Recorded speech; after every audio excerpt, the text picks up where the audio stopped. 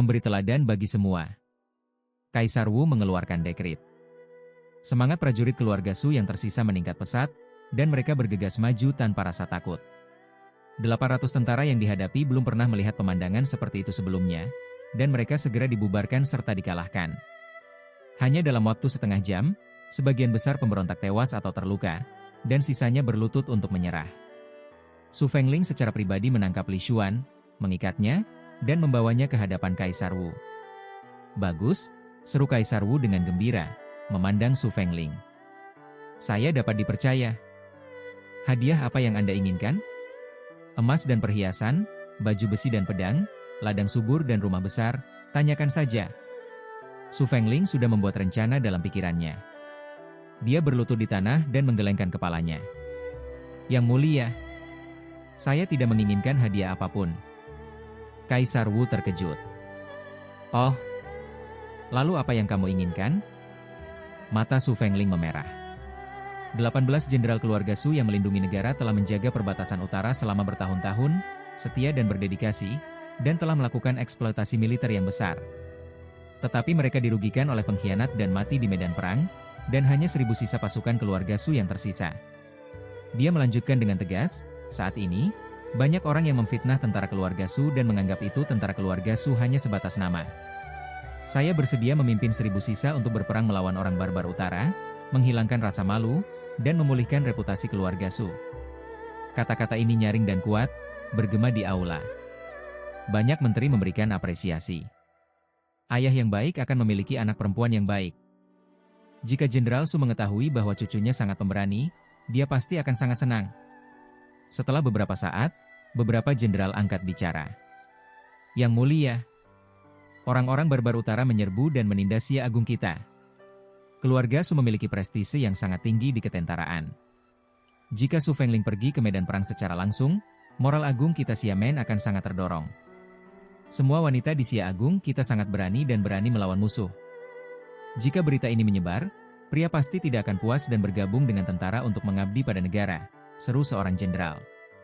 "Karena Su Fengling secara pribadi meminta pertempuran itu, saya harap Kaisar tidak akan mengecewakannya dan mengangkatnya sebagai jenderal untuk memimpin pasukan ke utara." Bukan hanya para jenderal, tetapi juga pejabat sipil di pengadilan angkat bicara untuk mendukung usulan tersebut. Untuk sementara waktu, semua pejabat sipil dan militer di pengadilan mendukung penunjukan Su Fengling sebagai jenderal untuk berperang. Su Fengling sangat gembira, dan wajah cantiknya penuh kegembiraan. Impian terbesarnya adalah menaklukkan kaum barbar utara dan membalaskan dendam keluarga Su yang setia dan heroik. Tanpa diduga, akan ada peluang secepat ini. Dia melirik Li Longlin. Meskipun Pangeran ke-9 sia-sia, dia melakukan pekerjaan yang hebat dalam menekan pemberontakan Pangeran ke-6 hari ini. Jika bukan karena mengandalkan Li Longlin, dia tidak akan bisa memberikan kontribusi besar dalam menekan pemberontakan. Hanya mengandalkan tubuhnya sebagai seorang wanita, tidak peduli seberapa tinggi kemampuan bela dirinya, hampir mustahil baginya untuk diangkat menjadi jenderal dan memimpin pasukan untuk bertarung. Oleh karena itu, Su Fengling harus memanfaatkan kesempatan unik ini. Namun, Su Fengling sangat gembira dan tidak menyadari bahwa wajah Kaisar Wu muram dan mengerikan. Li Longlin menghela nafas dalam hatinya. Wanita ini, seni bela dirinya sangat kuat. Tapi dia tidak punya otak sama sekali. "Kamu ingin memimpin sisa-sisa keluarga Su untuk melawan kaum barbar utara? Bukankah ini memalukan bagi Kaisar?" Su Fengling kali ini menekan pemberontakan Pangeran ke-6, yang merupakan pahala dari naga. Kaisar Wu bukanlah orang yang pelit. Tidak peduli hadiah apa yang diminta Su Fengling, Kaisar Wu akan setuju. Hanya saja, Su Fengling ingin menaklukkan kaum barbar utara, dan Kaisar Wu berada dalam dilema. Alasannya sangat sederhana. Apakah Su Fengling diangkat menjadi jenderal atau dikirim berperang? Bagi Kaisar Wu, itu hanyalah masalah dekret kekaisaran, yang sebenarnya sederhana. Namun, Su Fengling hanya memiliki 1000 tentara dan kuda, dan dia adalah seorang pemula. Meskipun dia diangkat sebagai jenderal, posisi resminya pasti sangat rendah. Ketika dia tiba di perbatasan utara, dia akan dikendalikan oleh jenderal Daxia lainnya. Ini bukan masalah besar. Dengan keberanian Su Fengling, ditambah 1000 prajurit elit keluarga Su, mudah baginya untuk menorehkan prestasi di medan perang. Masalahnya adalah, seseorang di istana jelas takut pada keluarga Su, jadi dia akan bergandengan tangan dengan Pangeran ke-6 untuk memusnahkan keluarga Su. Sekarang, Su Fengling pergi ke medan perang lagi dengan aset terakhir keluarga Su. Bukankah ini mencari kematian? Ini bukan tebakan acak Li Longlin, dia punya bukti. Begitulah reaksi para pejabat sipil dan militer di pengadilan. Kita semua tahu bahwa banyak faksi di pengadilan saat ini, terutama perselisihan antara pejabat sipil dan militer yang semakin intens. Sebagian besar jenderal militer adalah keturunan langsung dari keluarga Su.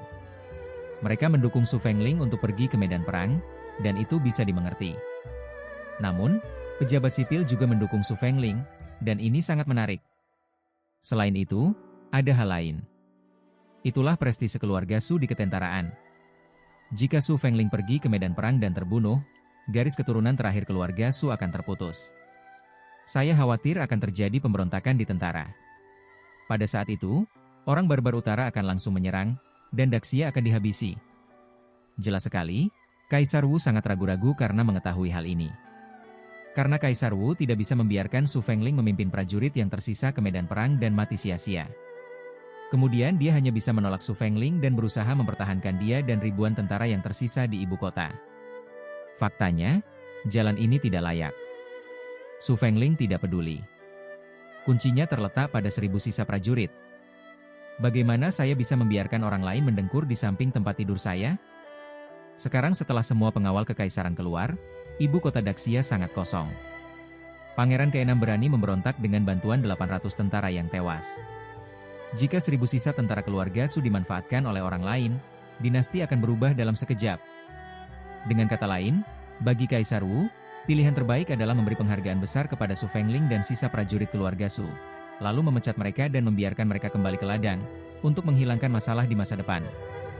Namun, imbalan yang diinginkan Su Fengling adalah menjadi seorang jenderal yang bisa berperang, dan pejabat sipil serta militer di pengadilan memiliki motif tersembunyi masing-masing, jadi mereka mengikuti arus saja. Kaisar Wu sangat malu. Tidak benar untuk maju, juga tidak benar untuk mundur.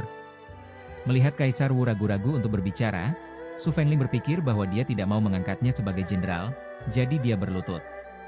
Yang mulia, meskipun saya seorang wanita, saya telah diajar oleh kakek saya sejak saya kecil, dan saya memahami prinsip kesetiaan kepada kaisar dan patriotisme. Saya rela mati demi kaisar di medan perang, terbungkus kulit kuda. Sisa-sisa keluarga Su berlumuran darah, dan mereka berlutut di tanah serempak, dengan suara nyaring. Kami bersedia bertarung sampai mati demi kaisar, dan hati serta otak kami berlumuran darah di tanah. Kaisar Wu mengutuk dalam hatinya. Aku tahu kamu setia. Kalaupun begitu, aku tidak bisa membiarkanmu mati sia-sia. Jika Anda benar-benar mati, orang-orang di dunia tidak akan memarahi menteri pengkhianat, tetapi pasti akan memarahi saya, mengatakan bahwa saya telah membunuh orang-orang yang setia. Sulit. Terlalu sulit untuk menjadi seorang kaisar. Kaisar Wu tidak punya pilihan selain melihat ke beberapa pangeran. Bagaimana menurut Anda? Dia sangat berharap seseorang dapat berdiri dan mengucapkan beberapa patah kata untuk dirinya sendiri. Para menteri harus berada di luar jangkauan mereka, dan mereka hanya bisa mengandalkan darah dan daging mereka sendiri. Para pangeran membungkuk satu demi satu. Putraku mendukung lamaran itu, tidak keberatan. Kaisar Wu sangat marah. Pada titik ini, sepertinya saya hanya setuju. Su Fengling, kamu bodoh, dan kamu akan mati di tiang, jadi kamu tidak bisa menyalahkanku. Pada saat ini, Pangeran ke-9 Li Longlin tiba-tiba berdiri. Ayah, ada yang ingin saya katakan. Mata Kaisar Wu berbinar. Pangeran ke-9, apa yang ingin kamu katakan? Katakan dengan cepat. Apakah kamu enggan berpisah dengan sang putri? Ya, saya hanya mengabulkan pernikahan, dan dia belum menikah. Saya sudah mengatakannya dengan sangat jelas. Tidak peduli betapa bodohnya Anda akan mengerti. Faktanya, bahkan Su Fengling memahaminya, dan menatap Li Longlin dengan tajam. Jika kamu berani menghentikanku, aku tidak akan pernah hidup berdampingan denganmu. Li Longlin menggelengkan kepalanya dengan ekspresi tragis. Ayah, Su Fengling, sebagai seorang wanita, bisa begitu setia kepada negara. Saya seorang laki-laki, bagaimana saya bisa ketinggalan? Jika dia benar-benar diizinkan pergi ke medan perang sendirian, bukankah orang-orang barbar akan menertawakan si agungku karena tidak memiliki siapapun?